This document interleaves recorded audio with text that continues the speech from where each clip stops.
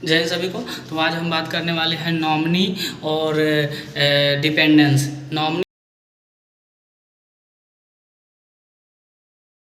और आर्मी में हो या नेवी में हो या किसी भी फोर्सेस में आपका सिलेक्शन हो तो वो पूछेगा डिपेंडेंस का नाम और नॉमिनी का नाम। ठीक है, तो नॉमिनी का मतलब क्या होता है? नॉमिनी का मतलब होता है कि आप जॉब में आए, ठीक है, तो एक नॉमिनी का नाम होना चाहिए। ठीक है, जैसे माँ का नाम हुआ, या आपकी अगर शादी हो गई हो, अगर आपकी शादी हो गई हो तो आपकी वाइफ का नाम जाएगा नॉमिनी में। ठीक है, आपके वाइफ का नाम वो तो जाएगा ही, ठीक है, नॉमिनी के लिए। अगर आपकी शादी नहीं हुई हो, जैसे शादी नहीं हुई हो, तो नॉमिनी में नाम देने के लिए आप अपनी माँ का नाम दे सकते हैं, पिता का नाम दे सकते हैं, भाई का नाम दे सकते हैं। ठीक है, जो आपसे बड़ा भाई है उसका नाम दे सकते हैं। आपके ऊपर डिपेंड करता है, आप किसी एक का नाम नॉमिनी में दे सकते हैं। ठीक है, माँ, अगर आपको माँ का नाम देना है तो एक माँ का ही नाम देना पड़ेगा। अगर आपको लगता है कि पापा का नाम देना है तो आप एक पापा का नाम नॉमिनी में दे। ठीक है, अगर लगता है कि कहना है तो भाई का नाम दे,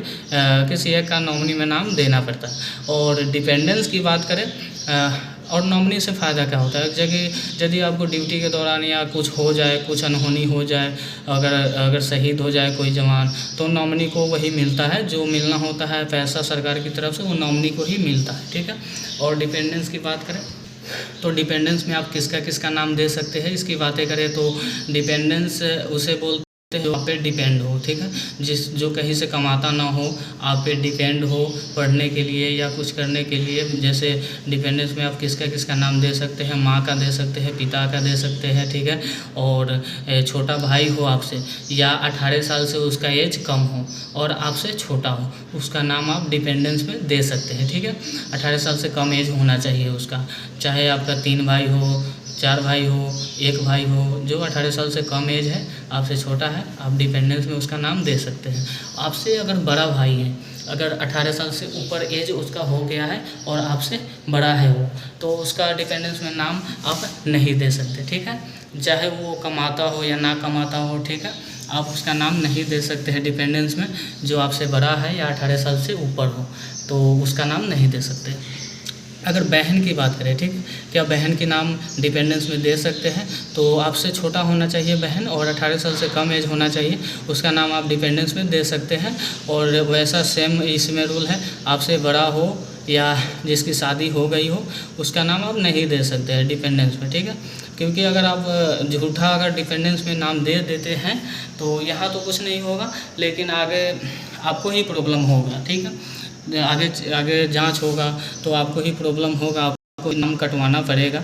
ऐसे तो देने को तो आप सबका दे सकते हैं, छोटा भाई हो या बड़ा भाई हो, सबका दे सकते हैं, वो आपके ऊपर है, लेकिन बाद में आप ही को प्रॉब्लम होगी, आपको नाम कटवाना पड़ेगा।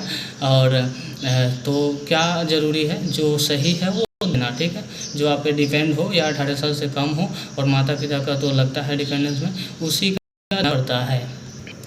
ठीक है, तो डिपेंडेंस का फंडा क्लियर हो गया और नॉमिनी का भी गया। तो नॉमिनी में अगर आप कंफ्यूज है कि माँ का दे या वाइफ का दे, तो ऐसा कुछ नहीं है। अगर आपकी शादी हो गई है तो आपको वाइफ का ही देना पड़ेगा। ठीक है, माँ का, पापा का ये नहीं देना पड़ेगा। ठीक है, वाइफ को ही नॉमिनी में रखना पड़ेगा अगर आपकी शादी हो गई हो तो। अगर शादी नहीं हुई हो तो आप माँ का दे सकते हैं, पिता का दे सकते हैं, बड़े भाई का दे सकते हैं, किसी को नॉमिनी में दे सकते हैं। लेकिन शादी हो गई हो तो आप वाइफ को ही नॉमिनी में देना पड़ेगा आपको। ठीक है, तो ये ध्यान में रखिएगा।